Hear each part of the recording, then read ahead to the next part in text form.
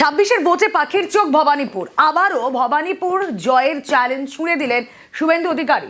তাকে পাল্টা দিতে দেরি করেনি তৃণমূল। 29 তারিখে মমতা ব্যানার্জিকে হারানোর কাজ শেষ করে তারপরে স্ট্রং রুম সিল করে ভবানীপুর ছাড়বো। তো ওনাকে আসতে বলবেন, আমি সবুজ আবির নিয়ে দাঁড়িয়ে থাকবো কালীঘাট মোড়ে।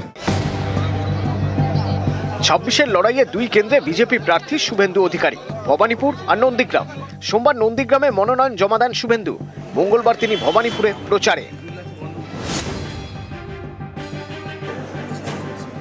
এদিন সকালে চক্রবেড়িয়া উত্তরে জৈন মন্দিরে পুজো দেন শুভেন্দু। এরপর চক্রবেড়িয়াতে স্বামীনারায়ণ মন্দিরে পুজো দেন। চৌরঙ্গিতেও জৈন মন্দিরে পুজো দেন ভবানীপুরের বিজেপি প্রার্থী। পুজোর ফাঁকেই জনসংযোগ।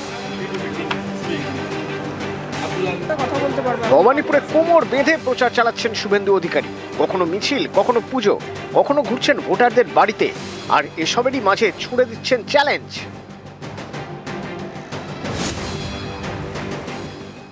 তেইশ তারিখ পর্যন্ত নন্দীগ্রামে থাকবো, রাজ্যেও থাকবো। 24 তারিখ সকাল থেকে ভবানীপুরে থাকবো। 29 তারিখে মমতা ব্যানার্জিকে হারানোর কাজ শেষ করে তারপরে স্ট্রং রুম সিল করে ভবানীপুর ছাড়বো। 4 তারিখে দেখা হবে। তো ওনাকে আসতে বলবেন, আমি সবুজ আবির নিয়ে দাঁড়িয়ে থাকবো কালীঘাট মোড়ে। ভাই ওনার নেতারা তো আগের বারও বলেছিল আপকি বার 200 পার, 70 আটকে গেছে। আমি বলছি এবার কমবে। আর কে কোথায় যাবে, কি আবির মাগবে, সে তো দোকানে গিয়ে দাম জিজ্ঞেস করলেই হয়ে যাবে। আগামী বৃহস্পতিবার ভবানীপুরে মনোনয়ন জমা দেবেন শুভেন্দু অধিকারী। মনোনয়নে থাকবেন অমিত শাহ। তার আগে বারবার ভবানীপুরে জয়ের হুঙ্কার।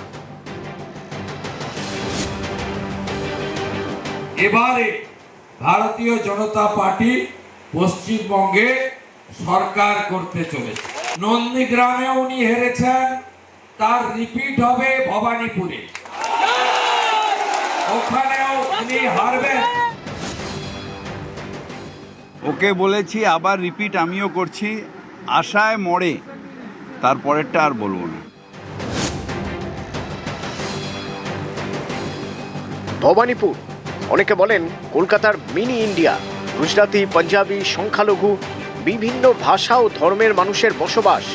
ভবানীপুরের 70 এবং 72 নম্বর ওয়ার্ডে প্রায় 12,000 গুজরাটি ভোটার।